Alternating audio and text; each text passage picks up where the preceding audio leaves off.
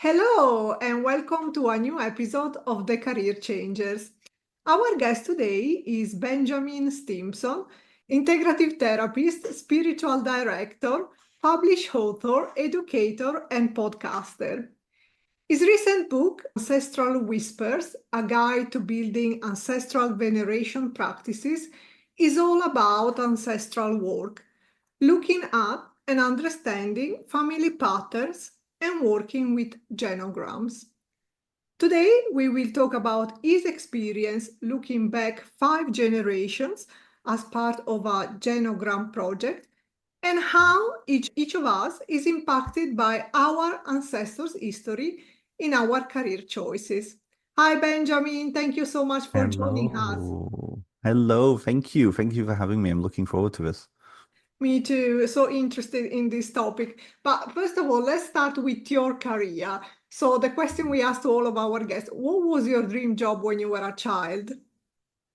Funnily enough, I wanted to be a lawyer, and it was only because there was a television show that had a lawyer. I think it was like Helen Mirren or something like that on TV when I was young, and I was like, yes, I want to be that. I didn't understand what lawyers did, but I wanted to be that. Mm. And did Yes. you pursue that in your education, or what did you do growing up? How was your I relationship with didn't school? know. So it's funny actually. I just completed a bachelor's of what I wanted to do 20 years ago. I ended up going into social work because I just didn't know what to do with my life. I came to the end of high school. I did a fifth year, which I guess would be equivalent to O levels over there, and I just didn't know what to do. So I ended up going to social work because I liked talking to people. What I should have done is gone into history and religious studies and medieval history and things like that. That's what I should have done. And this year, I just graduated from a program like that. So I ended up going to social work. I did 5 years of social work training and had a breakdown. And then for a few years after that, I worked for my parents' business. They had established the brewing industry over here, and I worked for them until I then started to develop my own way. And we'll talk about that. Mm. So what inspired you to become a therapist? You just mentioned maybe having a breakdown, so I guess that could have been maybe the starting. So the breakdown was because I was floundering. I was pulling myself way too many directions. I was in my last year of school doing a placement. I was doing a part-time job. I was also doing a residential job and my whole sort of residence. So I had a lot of stuff on my plate and I couldn't handle it. And it was all because I was not wanting to do what I was dreading, which was social work. After about 5 years of working with my parents, trying to figure out who I was, what I wanted in my life, and being in my mid-20s, it was a rough time. I eventually started to develop a sense of like how I could take up the social work training again and use it for something different. I started a small vending company selling crystals and art pieces and things like that, little knickknacks. And I was going around and I went to flea market. I had a stall at the flea market for a bit. I went to psychic fairs. I went to hippie markets. I went to like just anywhere I could find. And I was sat next to this woman who was running the book table, and she was telling me about her classes that she was offering, and that she was part of a much broader school in Toronto that taught psychotherapy. And I had always thought, okay, this looks like an interesting course. Even when I was doing my social work training, I was aware of the course, but I never thought I would be a therapist. And then I really sat with it and I thought, I really like to connect with people. Communication is a big thing for me. So I thought this could bridge all of my interests and all of my life into one thing. And so I decided to go for it, even though I didn't finish that bachelor's. I decided, okay, I'm going to do this. So over the next 2 years, I started going on weekends part-time to training in Toronto. And it felt right. It made sense. And it still makes sense even now. But it was one of those synchronicity pieces where if I hadn't met this person who then told me about this, who then gave me this insight, then it wouldn't have happened. And I really do think that comes down to opportunities, seeing opportunities when they're presented to you, you know. And that's amazing. And I Mhm. think that's usually what I call the sliding doors moment, that instant that can change the direction of your life. And Yeah. when we think back about that, there is something magical about it. Yeah, there really is. So you started your career as a therapist and then at some point explore genograms. So the program I was taking, it was called, so they labeled it as a spiritual psychotherapy. And really Oh, that was just a trunked up word of saying it was transpersonal, it was Jungian. They brought in holistic remedies too. So really we got a whole chunk of different modalities. We looked at somatic work, we looked at kind of spiritual energy work. We also looked at more traditional forms of counseling. And one of the key pieces was to understand ourselves. So we had to do 100 hours of personal therapy in this program before we could even sit down with a client. And then we did our 100 hours of client work. So one of the big projects in it was the genogram. So for those who don't know what a genogram is, it's a tool that is used by social workers, often by church leaders too, also often by doctors and other kind of health professionals. And what it is, it's laying out a family tree, but it's tracking other forms of information. So like a doctor would use it to track medical information going back through the generations. If there is a history of diabetes, or if there's a history of heart attacks, or if there's a history of something else in your family, this will be tracked. For social workers, they often use it as a way of tracking social information, so relationships. So what was your relationship like with your mother or your father or your parents? And then what was their relationships like with their parents, and so on and so on. There's many different ways you can and lenses you can bring to these. And so that was our project. It was the biggest project of the whole term. We ended up spending a year on it, just developing this. And you had to go back into history and find what are some of the issues that you're living with now. Are any of them connected, or are they similar to things going back into the past? But also, what are your strengths? What are your interests? What are some of your kind of personality quirks? Are any of them similar to what pops up in stories? The project was 5 generations, and that took me back to the 18th. And around that time, I was also involved in a spiritual tradition which worshipped ancestors and worked with ancestors and venerated ancestors. And part of the understanding of that is that the ancestors have a direct hand in our lives. So it was an uncanny thing that when I was on ancestry.com looking at the old records of these ancestors of mine, it was almost like I could sense the stories popping out at me, like little nudges, little like gut feelings. And when I went to my mum, who was the holder of a lot of these stories, I said, da da da da. And she would say, oh, yeah, no, that happened. Some of the most tragic ones was on both, and it was eerie, it happened on both sides of my family line. Both generations experienced trauma of the workhouse back 5 generations, 6 generations ago. So I don't know if do you know the history of workhouses? maybe Are not. you familiar with that term? No. Okay. So during the 1800s, they didn't exist before that, but during the mid 1800s, these debtors' prisons were opened up, and they're everywhere. They were all over the place. And these were institutions that if you became bankrupt or if you were destitute, if Oh, you lost everything, you could go and throw yourself onto the mercy of the workhouse, where you would basically be housed. You would be worked until your debt was paid off. And for a lot of people, they just could not, like their debts were too high that they just weren't able to get out. And so they were called the workers, the debtors' prisons. So oh, on both sides of my family, there was a situation where an ancestor and his family had to go to the workhouse and had to work their way out. Now, some workhouses, what they did was they would offer children apprenticeships. And that sounds amazing until you actually realize what that is. Apprenticeships 150 years ago was like modern forms of slavery. Children were basically signed out to bidders who would then control their lives through a contract until they were 18. Now, part of that arrangement was that they would learn a trade and then be sent out to them, that would be their career.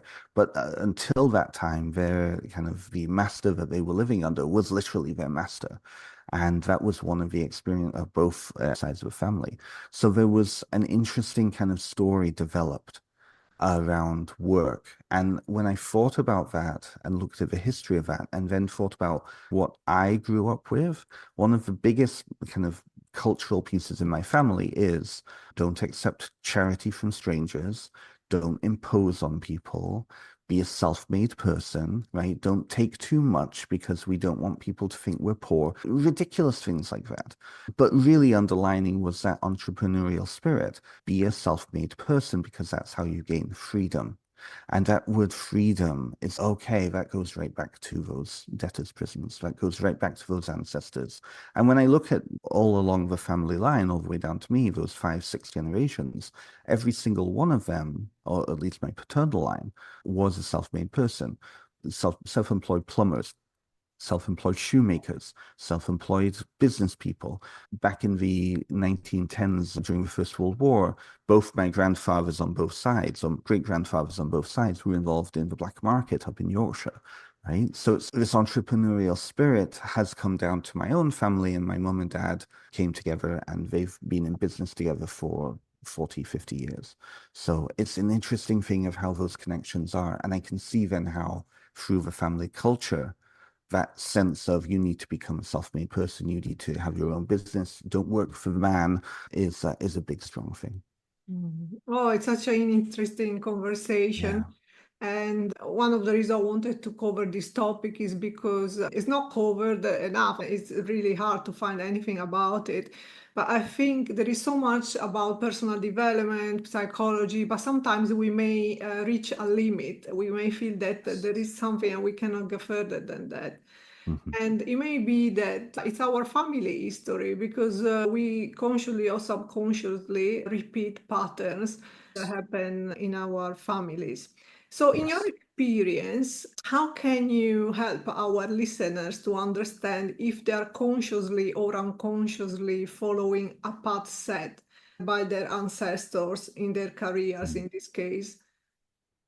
Of course. So this actually takes up the bulk of my work. The majority of my work is narrative therapy. So that's looking at the stories that you've lived with and that you continue to live your life through and seeing, okay, where do those stories actually come from? Who started those stories in the first place? And one of the biggest pieces is that family cultures, and we were talking about family constellations through email there, this concept called the family fog. And that is the idea that families develop almost hive minds.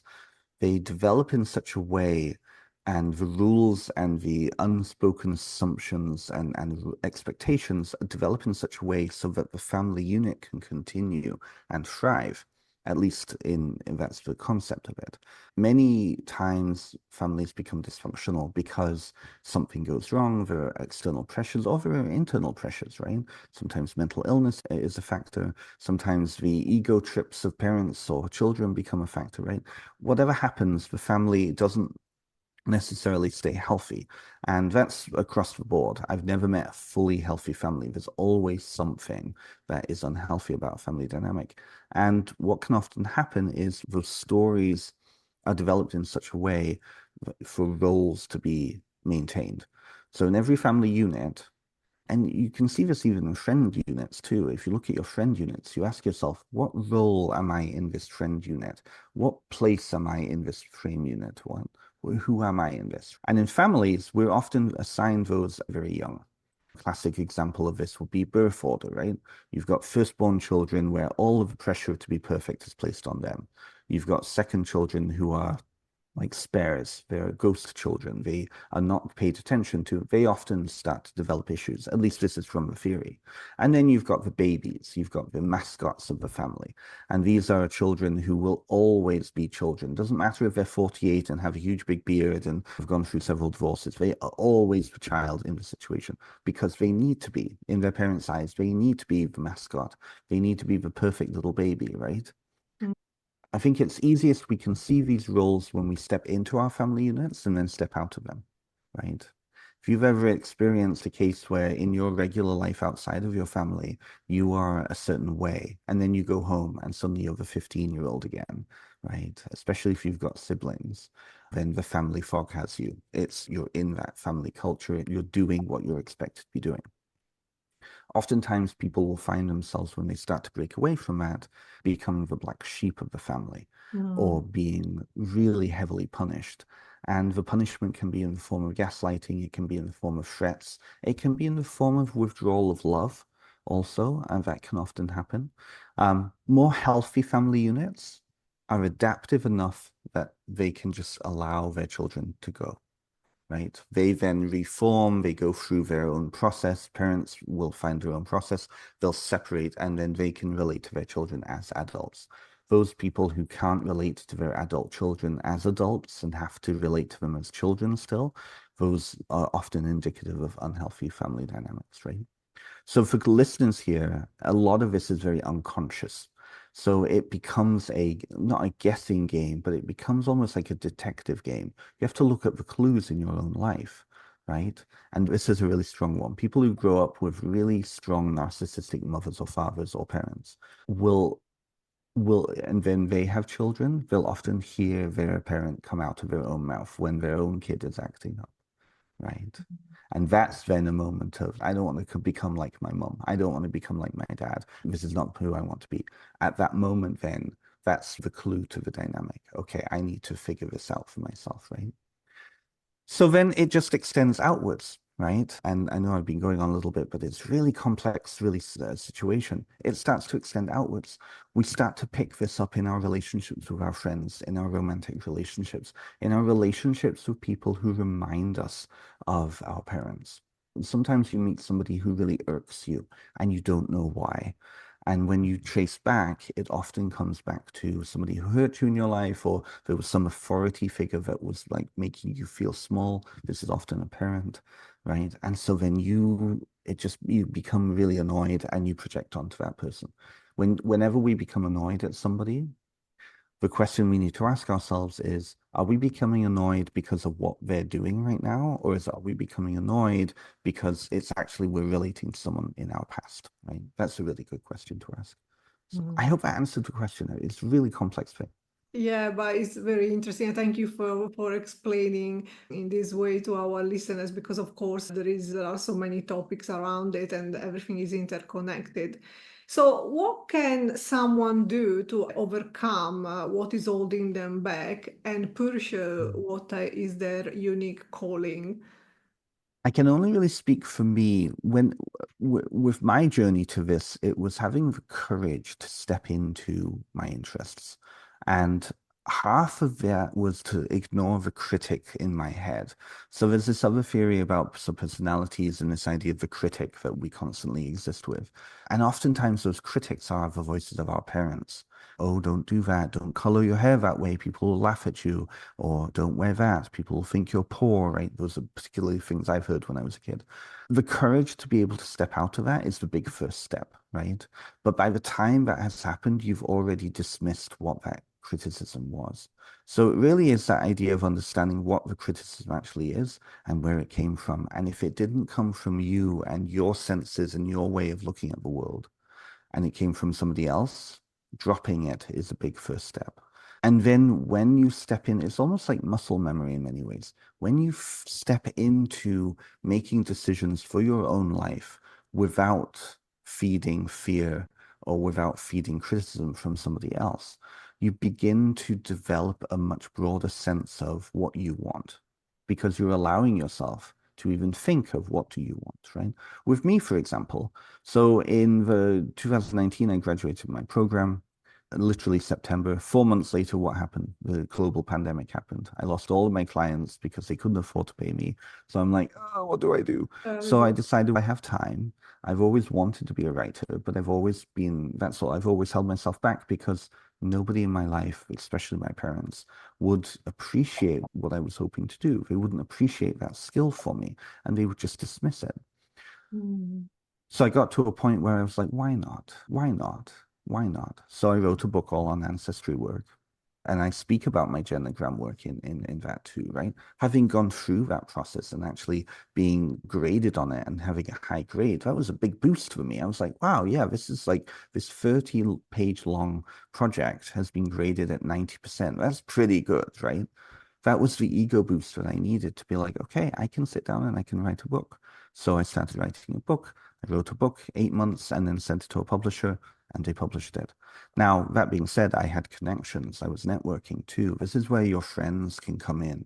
This is where relying on those people that you trust to actually give you good feedback, not just positive feedback, also critical feedback too is really important. But that trust level there also has to be built.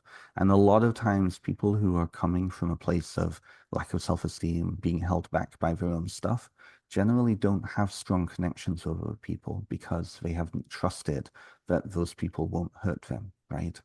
So I know it sounds easy to do in retrospect, but it really is a constellation of many different things, right? Those interpersonal relationships, that relationship with self, that relationship with whatever the source of that holding you back is, right? And also being realistic. It was realistic for me to write a book during the pandemic because I had time to do it. It also was realistic for me to continue to write now because I have that relationship now and it's feeding into other things. Other opportunities have come up, such as doing podcasts, right? Such as speaking at conferences, such as all of these things, right? I think that the self-awareness piece is really key. You have to understand that something's happening first before you can overcome it. And that self-awareness piece, I think, is the foundational step. Yeah. Yes. And so about that, there is the first phase that is looking back and understanding our history, our family history. I guess that also will require some acceptance. Some people may have fabulous family history, some people not. And Yes. with that, they can come some pain or grieving. And so I guess after that, there is a process of healing that probably we need to go through. Mhm. What do you think can be the first step that someone can take to heal from that process after they've been looking at their family history? Yeah, I think this is a really wonderful question because I think one that I've noticed with clients, and I just hit 1,000 hours like as of 2 weeks ago with client work. So I've worked with a lot of clients, particularly around these issues. One of the first steps a lot of people go through is denial because they can't admit to themselves that they were hurt in the first place because the family history and the family story and the criticism is, especially in Western societies, is be strong, be independent, don't be weak. And when you realize that some of the most trusting or the people that you trusted the most in your life have actually hurt you in this way, even if they didn't intend to do it because they were hurt in that way and their parents were hurt in that way and their parents and so on, even if it's a generational thing, that admittance to self that, yes, I am actually hurt is a huge step. There's a denial around that. There's a whole process around that. But when you get to that acceptance piece of, yeah, I was hurt. I'm not okay with being hurt. Then you can move into that, starting to understand what happened, right? With family work in particular, a lot of people hold a lot of grudges and hard feelings against family members that have hurt them. And in society, there's also this whole bullshit around you must forgive, and you don't have to forgive, right? Because that idea of forgiveness is often framed as condoning what happened, and you don't have to condone. If you've been abused or if you've gone through trauma, you don't have to condone that or accept that. But what you can do is place it into context of why this happened. We're rational beings. We tend to want to approach the world rationally. And when it comes to being hurt and when it comes to kind of generational trauma being shared down the line, that's not rational. So that acceptance piece of, okay, I can accept this has happened to me. I can decide then not to pass it on to the next generation because I'm aware now, right? And that can be very healing in itself. Being able to say, this isn't my stuff anymore. This is their stuff. I don't have to accept it anymore. And then the strengthening of personal boundaries. When you start to build boundaries, your own self-esteem tends to build also, and you also tend to develop an idea of what you actually want to do because you're no longer in reaction mode. You're no longer thinking of your life, okay, I can't do this because mom won't like this. I can't do this because dad will judge me for it. I can't do this because my friends are going to judge me for it. When you get out of that place, you can be like, why not? We only live one life. I can do whatever I want.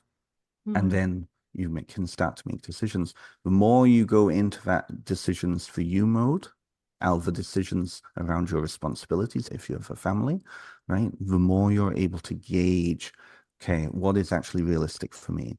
And that really helps, I think. Yeah. Time is going really fast, and Yes. we are reaching the end of this episode, but everyone, I think, here would listen to you for hours. One more question before the last one, and then maybe if people would like to reach out to you, you can say where they can find you. What advice would you give to someone who is considering exploring their family past to understand their career choices, failures, and successes? I think one of the biggest pieces is there is so much literature out there on healing family trauma, but we often also don't look at the strengths that have come down through the family. We are extensions of our family. Yes, we're also products of our own lives, but the context of who we are also comes from our family. So I think being able to place our family into the context that they exist within. And I'll give a more personal example from an Italian background, right? So I have a friend in New York whose Nona came from Italy in the 1930s. And it was a very typical immigrant story. She was all by herself. Her husband had died, and she never really talked about back home. She had many Italian friends in New York, but she never talked about back home. It was too traumatic. And that in itself came down the family line. That strength of will, of character came down the family line. That when this person that I knew actually found out what happened in Italy, it was too much for her to handle because there was not a sense of, oh, this is strong, this was a woman fleeing. And the work that we did around that was to understand that it took a lot for a woman in the 1930s to come from Italy by herself, right? That's a huge thing right there. Yeah. So from trauma, we look at the reactions and how those individuals have responded and reacted to what, again, is probably very subconscious things. We can see that showing up in our own life, right?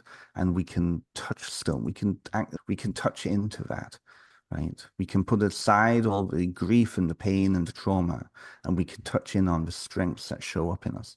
It's looking at silver linings, I think. Yeah, I really Yeah. like to consider the strength as well, because otherwise we always think about what's wrong. But that's, I think, is it gives us a sense of relief, and also probably something that allow us to find peace with our history and the people that came before than us, because Yeah, probably everyone tried to do their best, but life sometimes gets his that's own exactly it. ways. That's exactly it. It's about empathy, because when we're able to empathize with those people who are dead, who were living their lives under extraneous circumstances, and we have the benefit of now knowing what those extraneous circumstances are because we can just Google it, right? They didn't know back then Yeah, what was over the next hill. They didn't know what the outcome would be. We know what the outcome would be. So we can see that they were just living their life, yeah. and we can just live our lives, right? We can give our own empathy to ourselves. Yeah, so now really the last question. If you could give yourself a piece of advice, what would you say to your younger self, to young Benjamin? Yeah, without question, I would say go and do medieval studies and classical studies when you were 20 and not do social work, because like I just finished the program. Like I said, I went back to university and finished that program, and it was so like fulfilling. I felt fed all the way through, and I'm so excited now about my life going forward. Yeah, That's great. thank you. Thank you, Benjamin, so much for joining us today and sharing your inspirational career story. And if anyone would like to find you, how and where they can reach out to you? Yeah, for sure. So it's benstimpson.com, benstimpson.com. Everything's on there. My podcast, my social media, my Patreon, everything's on there. It's the best place to go. And I look forward to hearing from anybody if they do reach out. Thank you. And the last message for our listeners, don't forget to subscribe to our channel. If you enjoyed this episode, please leave a review and tune in next week for a new inspirational episode of The Career Changers. Thank you.